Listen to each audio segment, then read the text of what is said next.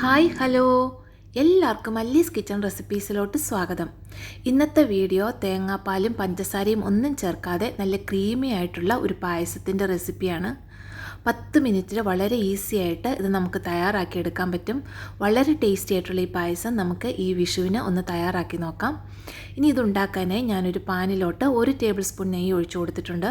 അതിലോട്ട് കുറച്ച് കാഷ്നട്ട് ഇട്ട് കൊടുത്ത് ഒന്ന് ലൈറ്റ് ബ്രൗൺ കളറായി വരുമ്പോൾ കുറച്ച് റേസിൻസ് കൂടി ഇട്ട് നമുക്കൊന്ന് വഴറ്റിയെടുക്കാം.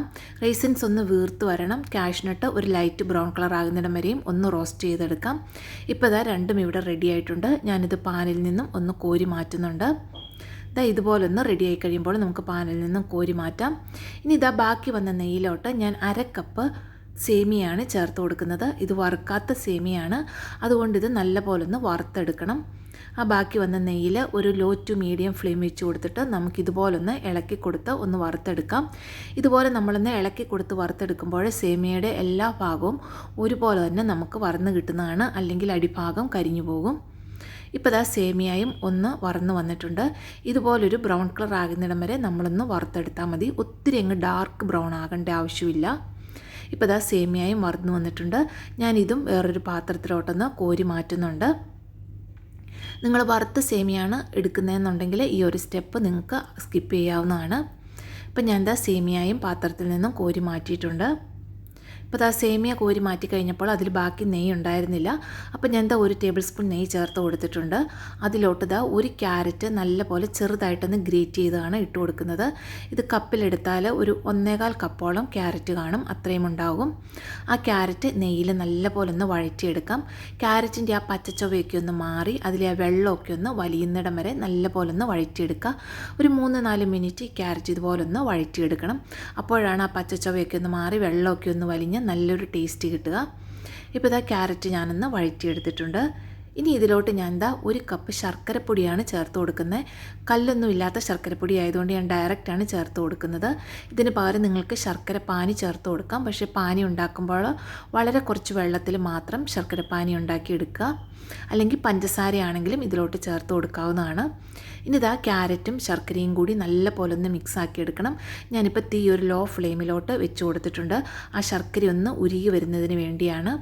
ഇപ്പോൾ ഇതാ ശർക്കരയും നല്ല പോലെ ഒന്ന് ഉരുകി അലിഞ്ഞു വരുന്നുണ്ട്. ഇനി ക്യാരറ്റും ശർക്കരയും കൂടി നല്ല പോലെ ഒന്ന് ഇളക്കി യോജിപ്പിച്ചെടുക്കാം. ഇതുപോലെ ക്യാരറ്റ് ആ ശർക്കര പാനിയിൽ നമുക്ക് ഒന്ന് വിളയിച്ചെടുക്കാം. ഇപ്പോൾ ഇതാ ക്യാരറ്റും ശർക്കരപ്പാനിയും കൂടി നല്ല പോലെ വിളയിച്ചെടുത്തിട്ടുണ്ട്. ഇതിനിടയിൽ ഞാൻ ഇതിലോട്ട് ഒരു പിഞ്ച് ഉപ്പ് ചേർത്ത് കൊടുത്തിട്ടുണ്ടായിരുന്നു, അത് വിട്ടുപോയതാണ്. ഇതാ ക്യാരറ്റും ശർക്കരയും നല്ല പോലെ വിളഞ്ഞു വരുമ്പോൾ നമുക്കിതിലോട്ട് പാല് ചേർത്ത് കൊടുക്കാം. ഞാൻ ഇതിലോട്ട് മൊത്തം 4 കപ്പ് പാലാണ് ചേർത്ത് കൊടുക്കുന്നത്. 1 ലിറ്റർ പാലാണ് ചേർത്ത് കൊടുത്തിരിക്കുന്നത്. ഇപ്പോൾ ഇതാ 3 കപ്പ് ഞാൻ ചേർത്ത് കൊടുത്തിട്ട് ഒന്ന് ഇളക്കി കൊടുക്കുന്നുണ്ട്. അതിന് മുമ്പായിട്ട് അതിലോട്ട് നമ്മൾ നേരത്തെ വറുത്ത് മാറ്റി വെച്ച സേമിയ കൂടി ചേർത്ത് കൊടുക്കാം. സേമിയ കൂടി ചേർത്തിട്ട് ഒന്ന് ഇളക്കി മിക്സ് ചെയ്തതിന് ശേഷം നമുക്ക് ബാക്കി പാല് ചേർത്ത് കൊടുക്കാം. അല്ലെങ്കിൽ അടിയിലൊന്നും പിടിക്കാതിരിക്കാൻ വേണ്ടിയാണ് പെട്ടെന്ന് തന്നെ ഒന്ന് ഇളക്കി കൊടുക്കുന്നത്. ഇപ്പോൾ ഇതാ ഒന്ന് ഇളക്കി കൊടുത്തതിന് ശേഷം ഞാൻ 1 കപ്പ് പാലും കൂടി ചേർത്ത് കൊടുക്കുന്നുണ്ട്. ഇനി ഇതുപോലെ നമ്മൾ ഇടയ്ക്കിടയ്ക്ക് ആ പാലും സേമിയൊക്കെ ഒന്ന് വെന്ത് വരുന്നിടം വരെ ഒന്ന് ഇടയ്ക്കിടയ്ക്ക് ഇളക്കി കൊടുത്ത് ഇതൊന്ന് തിളപ്പിച്ചെടുക്കണം. ഇപ്പം ഞാൻ 4 കപ്പ് പാലും ചേർത്ത് കൊടുത്തിട്ടുണ്ട്. ഇനി ഇത് ഇളക്കി കൊടുത്ത് നല്ല പോലെ ഒന്ന് തിളപ്പിച്ച് കുറുക്കിയെടുക്കണം. ഇതൊന്ന് തിളച്ച് വരുമ്പോഴേ പായസം റെഡിയായി എന്ന് നമ്മൾ വിചാരിക്കരുത്. അതൊന്ന് കുറുകി വരുമ്പോഴാണ് പായസത്തിൻ്റെ ആ ഒരു കറക്റ്റ് ടേസ്റ്റ് കിട്ടുക.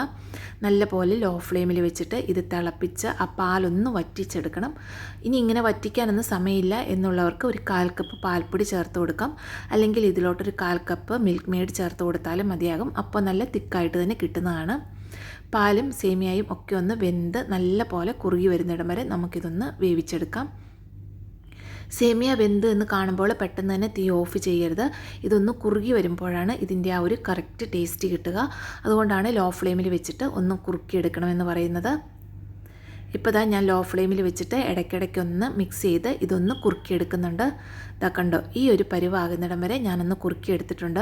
അതുപോലെ ഇതിൻ്റെ സൈഡിൽ ആ പിടിച്ചു വരുന്ന പാലിൻ്റെ ഇതൊക്കെ നല്ലപോലെ വടിച്ച് ഇതിലോട്ട് തന്നെ ചേർത്ത് കൊടുക്കണം. ഇതുപോലെ ഇടയ്ക്കിടയ്ക്ക് വടിച്ച പായസത്തിലോട്ട് ചേർത്ത് കൊടുത്തിട്ട് വേണം പായസം റെഡിയാക്കാനായിട്ട്. ഇപ്പോൾ പായസം ഇവിടെ റെഡി ആയിട്ടുണ്ട്. ഇതിലോട്ട് നമ്മൾ നേരത്തെ വറുത്ത് മാറ്റി വെച്ച കാഷ്നട്ടും കിസ്മിസും കൂടി ചേർത്ത് കൊടുക്കാം. ഞാൻ ഇതിലോട്ട് ഏലക്കാപ്പൊടി ചേർക്കാനായിട്ട് വിട്ടുപോയിട്ടുണ്ട്. പക്ഷേ ഞാൻ ലാസ്റ്റ് സെർവിങ് ബൗളിലോട്ട് മാറ്റുന്നതിന് മുമ്പ് അതിലോട്ട് ഏലക്കാപ്പൊടി കൂടി ചേർത്തിട്ട് ഒന്ന് മിക്സ് ചെയ്തിട്ടാണ് ചെയ്തത്. ഇപ്പോൾ പായസം റെഡിയായി. അടച്ചു വെച്ച് ഒരു 10 മിനിറ്റ് ഒന്ന് ചെറുതായിട്ട് തണുക്കാനായിട്ട് മാറ്റി വെക്കാം. 10 മിനിറ്റിന് ശേഷം നമുക്ക് സെർവിങ് ബൗളിലോട്ട് മാറ്റാം. ഇനി നല്ല പോലെ തണുപ്പിച്ച് കഴിക്കാൻ ആഗ്രഹിക്കുന്നവർക്ക് ഫ്രിഡ്ജിൽ വെച്ച് തണുപ്പിച്ചും ഇത് കഴിക്കാവുന്നതാണ്. ഞാൻ ഈ ഒരു കൺസിസ്റ്റൻസിയിലാണ് പായസം റെഡിയാക്കിയിരിക്കുന്നത്. എല്ലാവരും ഈ വിഷുവിനൊന്ന് തയ്യാറാക്കി നോക്കുക. വീഡിയോ ഇഷ്ടമായെങ്കിൽ ചാനൽ സബ്സ്ക്രൈബ് ചെയ്യുക. എല്ലാവർക്കും നന്ദി. താങ്ക്